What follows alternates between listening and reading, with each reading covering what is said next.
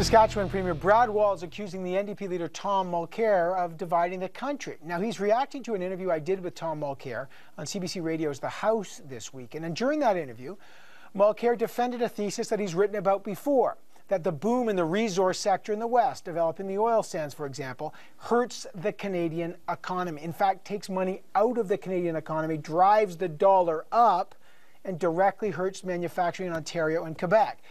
Now, Premier Wall is demanding from the new leader of the official opposition exactly what? Let's find out. Joining me from Regina is Saskatchewan Premier Brad Wall. Premier Wall, welcome to Power and Politics.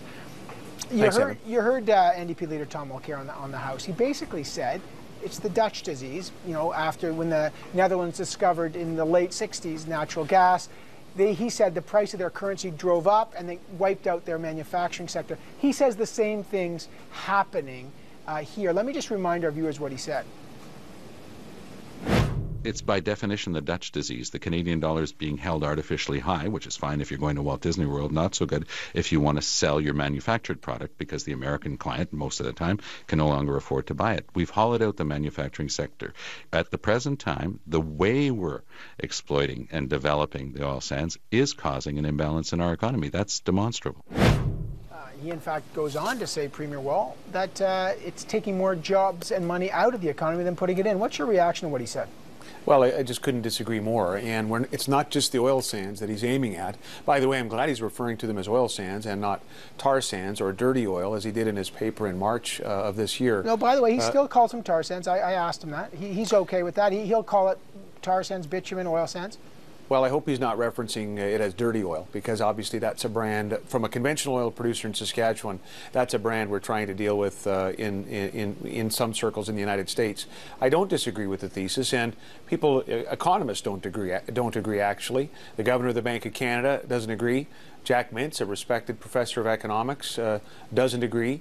If in fact Mr. Mulcair's thesis about Dutch disease were true, it's difficult to explain that the decline in the manufacturing sector in Ontario has been mirrored by a decline, almost an identical decline, in places like Ohio, in places like Michigan, in the Rust Belt of the United States.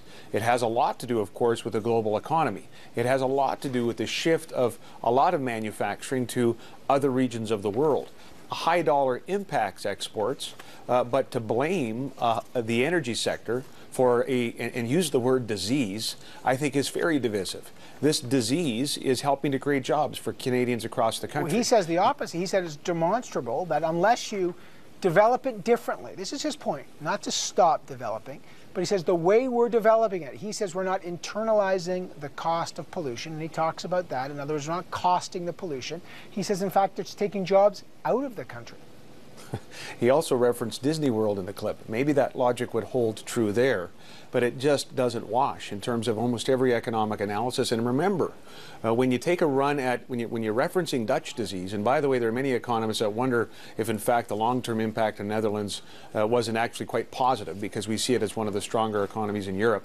But when you're using that term, it's not just oil sands, it's resource development, and it affects those provinces like Saskatchewan that are producing a lot of potash or uranium and conventional oil. And we know that right now they're driving economic opportunity in the country. Here's what else they're doing, Evan. They're, in an indirect way, contributing massively to equalization.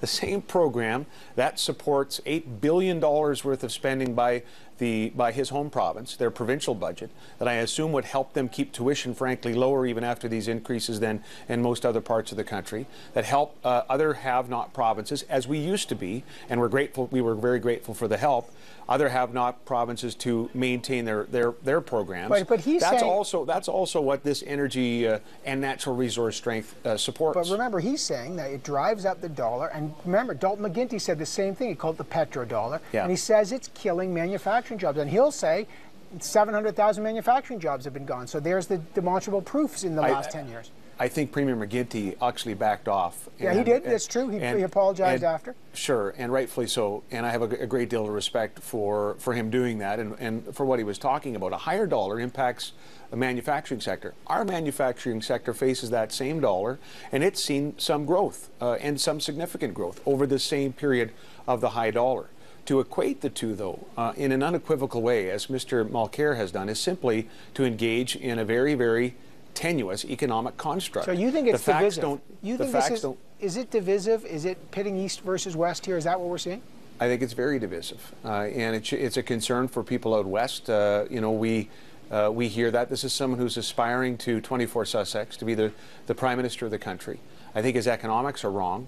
And there's a lack of recognition there that the resource strength of Canada is a strength of Western Canada, is a strength for the whole country. Evan, the world today wants two things. The fastest growing economies of the world want two things, at least at the top of their list. They want energy security and food security. I like Canada's chances in that world. We have real attendant strength in these areas, but we're going to need some vision nationally, and obviously we're going to have to get over some of these debates that are based, I think, not on economic realities in order to fulfill that role. He would agree with you that we have a role to play, but his point is, let's just stop, and I'll quote him, we got to add value, we got to stop shipping raw logs and stop shipping raw bitumen. The point is, he says, we need higher value here in the country to make more jobs in the country, not just sort of the strip it and rip it and ship it. I think everybody agrees. We have our own diversification plan in the province of Saskatchewan, focused around an innovation agenda in more sustainable energy and clean coal production, in adding value to our great agricultural potential here. But if the cure for this disease is, and he references it a bit on the House, he certainly went there, some sort of built-in tax, quote-unquote internalizing the cost to the industry rather than the country, how is that going to help us develop the next level of that particular industry? Well, Alberta's already got a $15 a lot of cold a water ton on resource development, period. Well, they already got $15 a ton. They already price carbon in Alberta. They put it to a technology fund. He's saying just simply expand that. Oh, yeah, he wants it at a much higher rate, at a much, much higher rate. And then there's an impact, not just in terms of the big oil companies that they may want to vilify, but there's going to be an impact in so many provinces across this country who right now, for good or for ill, rely on coal. Those rates will be filtered down to consumers and to businesses, and we are going to take a pipe wrench to those parts of the economy that are working very well in Canada for all Canadians, and I think that's why this is misguided, and I think it's very divisive. You know, it's interesting. He cites Michael Porter, you know, the business professor from Harvard, who says when you start internalizing those costs, you actually create jobs, you actually create innovation, you actually create efficiencies. Well, we've seen, certainly we've seen some innovation in the country as a result of some effort with respect to pricing carbon. We have our own greenhouse gas legislation in the province. But to say that somehow there's this sort of magical formula that will see a net increase in jobs over what we're doing today, after you layer in a massive increase in energy costs, which is foundational to the economy, I think other economists are saying, just wait a minute, you know, let's make sure that we don't ruin what's working well about the country. And I think we should diversify and add value here, but let's watch some of the rhetoric in this debate. And I'd say to Mr. Mulcair, he should explain to Western Canada why what we're doing out here is bad for the country when we know we're contributing mightily to the nation. We like to be in that position. By the way, as I said, we were a have-not province not very long ago in Saskatchewan. We know that in the long term, the country's better off when there's regional opportunities. Because the country's big, it's got disparate economic interests. When one part of the country's having trouble, by definition, it's good to have another part providing some opportunity. And we have been and will be on both sides of that spectrum in the years ahead. Very interesting debate going on, and it looks to be an escalating debate a bit. We'll find out Thomas Mulcair's response to the Saskatchewan Premier Brad Wall, who says this is getting divisive. This is a very important debate. We'll continue to have it. Premier, always welcome you on the program. Appreciate it. Thanks for your time, Evan.